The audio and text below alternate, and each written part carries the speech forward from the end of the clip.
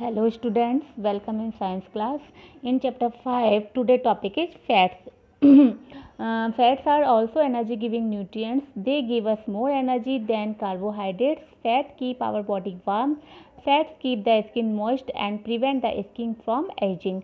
Fat क्या होता है? हमें एनर्जी गिविंग फूड है ये भी, और इसमें किससे ज़्यादा, इसमें कार्बोहाइड्रेट से ज़्यादा एनर्जी होती है। हमारी बॉडी को वार्म रखता है और स्किन को कैसा रखता है? मॉइस्ट रखता है, यानी उसको ड्राइनेस से बचाता है। स्किन को जो ड्राई हो जाती है, मोस्टली ठंडों में अधिकतर देखा होगा आपने कि आपकी स्किन ड्राई हो जाती है, तो जो फैट होता है वो हमारी स्किन को मॉइस्ट रखता है। Extra fat is stored in the body for future use. This stored fat is used when the body does not get sufficient amount of food.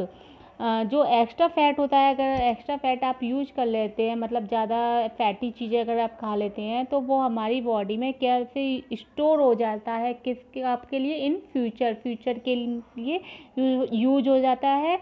और क्या होता है, जब आप प्रॉपर अमाउंट का आपने फूड नहीं खाया, जैसे आपने पहले फैट आपने ज़्यादा ले लिया आपकी बॉडी ने, तो वो क्या हो गया? स्टोर हो गया।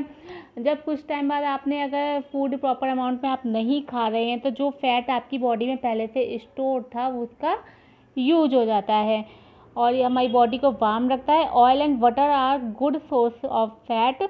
Almonds, cashew and groundnuts also contain good amount of fat. Some of the seafood such as salmon and sardines also contain fat.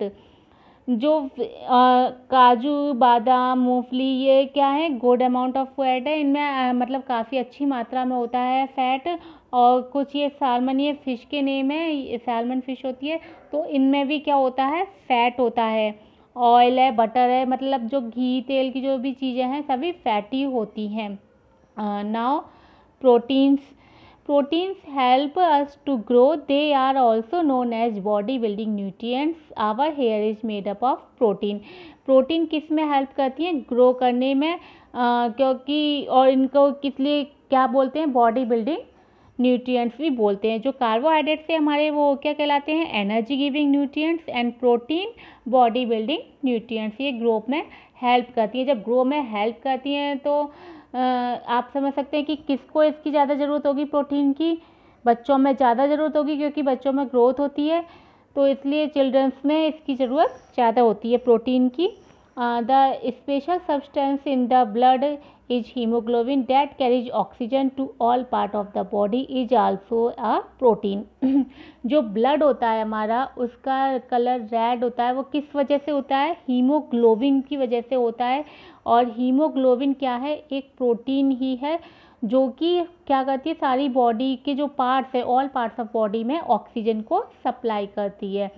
जो ऑक्सीजन सारी बॉडी के पार्ट्स को मिलता है वो ब्लड के द्वारा ही मिलता है। ब्लड में किस प्रोटीन के द्वारा? कौन सी प्रोटीन होती है? हीमोग्लोबिन. तो आप समझ सकते हैं कि प्रोटीन कितनी यूजफुल होती है। और जो हमारे हेयर्स होते हैं वो भी किससे बने होते हैं? प्रोटीन से ही बने होते हैं. Protein repair the damage part of our body.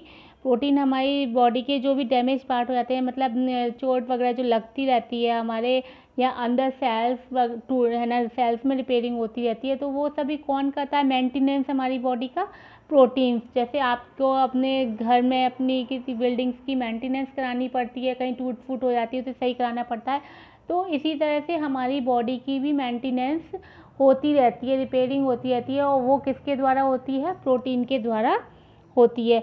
Milk, cheese, egg, pulses, peach, soybean, meat and fish contain plenty of proteins. जो दूध है, पनीर, अंडा, दाल, मटर, सोयाबीन्स होती हैं, या मीट खाइए आप, फिश, इन सभी में क्या होती है? प्रोटीन अच्छी मात्रा में होती है और काफ़ी यूजफुल होते हैं. तो इसलिए आपको अगर प्रोटीन रिच डाइट खानी है तो आपको ये चीज़ें खानी होंगी. Who needs more protein, a child or an adult? अभी मैंने आपको बताया कि प्रोटीन की ज़रूरत किस में ज़्यादा होगी? एक बच्चे में या एक एडल्ट में? तो आपको बताया मैंने कि जब ग्रोइंग के लिए ज़रूरी होती है तो बच्चे को ग्रो की ज़रूरत होती है, तो इसलिए एक चाइल्ड में इसकी ज़रूरत ज़्यादा होगी. सो topic is complete. Read this topic and try to explain by yourself, and if you have any problem you may ask me. Thank you.